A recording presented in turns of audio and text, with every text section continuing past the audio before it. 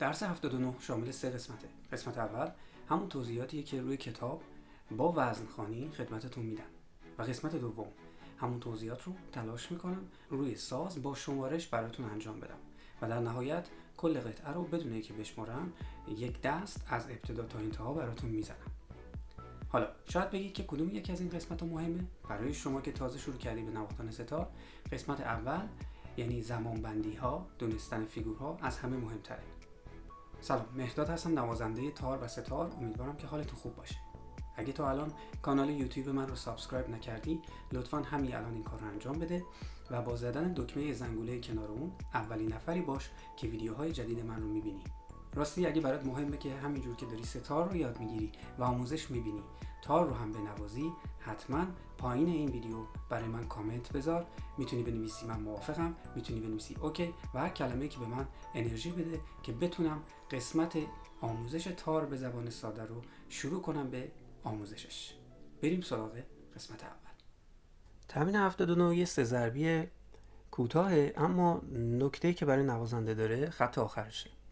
خیلی مهمه نوت فا رو سیم بم، نوت می بکار رو سیم بم، ر بکار رو سیم بم رو بتونید خوب بشناسید جاش رو و همونطور که میبینید تمرین آخر کتابه و در این حال خوب اجرا کنید. نکته‌ای که باید دقت کنید توی تمرین 79 اینه که انگشت گذاریش مهمه، رو سیم سل حرکت میکنه و خط آخر رو حتما تلاش کنید حفظ کنید و بارها بنوازید. صدای سیم مشتاق و بم که شما با هم رو ستار میگیرید باید حتما شفاف باشه. صدای شل، صدای گزدار نمیخوایم. باید تو این تمرین یاد بگیریم چجوری قدرت انگشتامون رو روی سیم بممون پیدا کنیم که یه صدای خیلی تمیز داشته باشیم، صدای شفاف. و خیلی هم مهمه که ساز من رو گوش بدید. به هر صورت صدا رو متوجه میشید که چجوری شفاف میشه و چجوری، حالا براتون نشون میدم چجوری باید بزنید. خیلی خوب. سرکلید سی بمول 3/4. حواسمون باشه به انگشت گذاری ها. من توضیح نمیدم چون واقعا تو کتاب هست، خیلی مهم نیست به نظر من، ولی شما وقتی میخواید میزان به میزان بزنید تمام نوتا رو دقت کنید، حتما ببینید با چه انگشت گذاری زده میشه. هدفتون فقط اجرای نوت نباشه. خب 1 و 2 و 3 و 1 و 2 و 3 و این به این شکله. حالا مطمئنا میدونیم که ر اینجا رو سیم سل شروع میشه، سل هم رو سیم سل شروع میشه، یعنی اینجا درگیر انگشت گذاری هستی.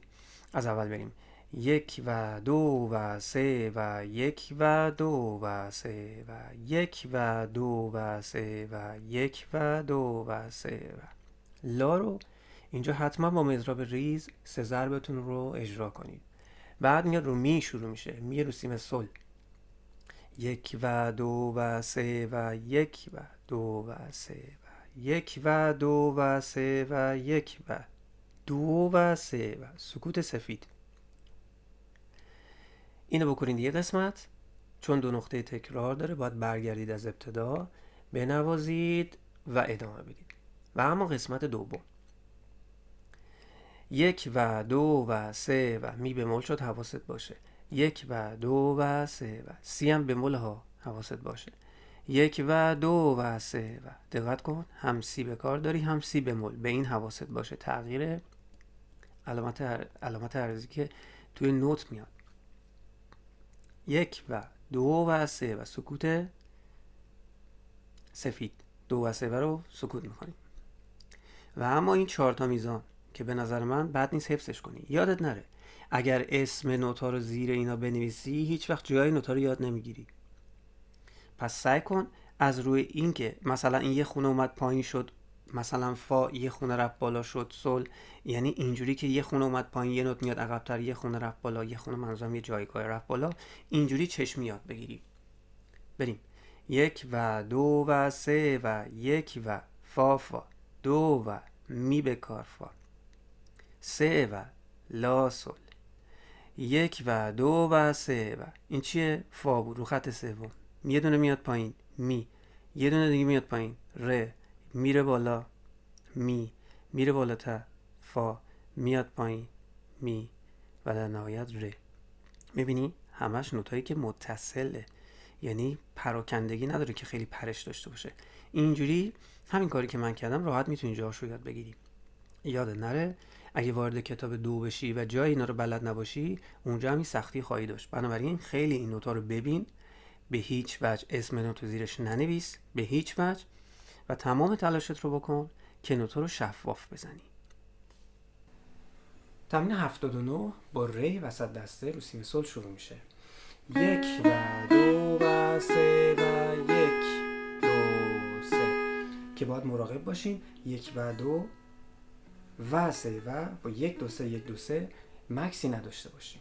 پس 1 و 2 و 3 و 1 2 3. حالا انگشت دوم که روی لاه رو سی سول میاریم رو ره. 1 و 2 و 3 و 1 2 3 2 1 2 1 باید بیاد پایین. خیلی مراقب باشید. پس شد 1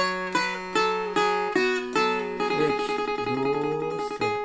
حالا انگشت یکمون روی لاه انگشت دومون باید بیاد ملودی بعدی شروع کنه. می به کار روی سی سول. 1 و 2 و 3 و 1 2 3 1 و 2 و 3 و 1 2 3. همینو باید تکرار کنیم. ادامش بالای دست است. 1 و 2 و 3 و 1 2 3. حالا اینجا مهمه.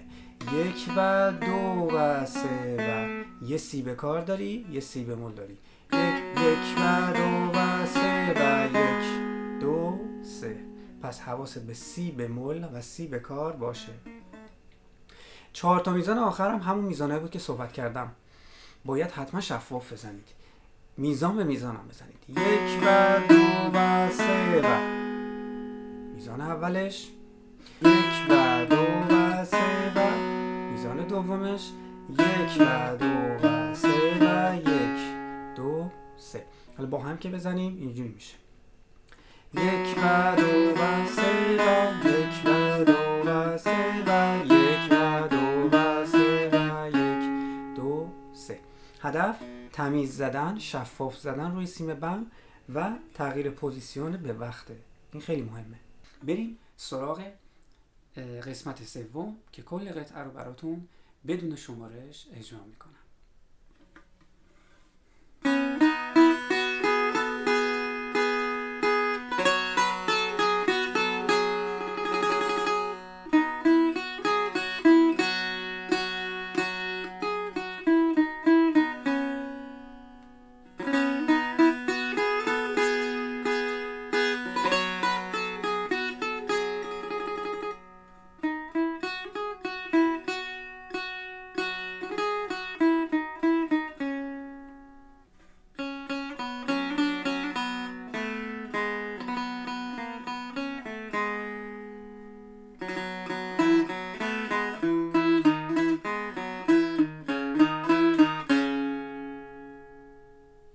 تا جلسه بعد، بدرود.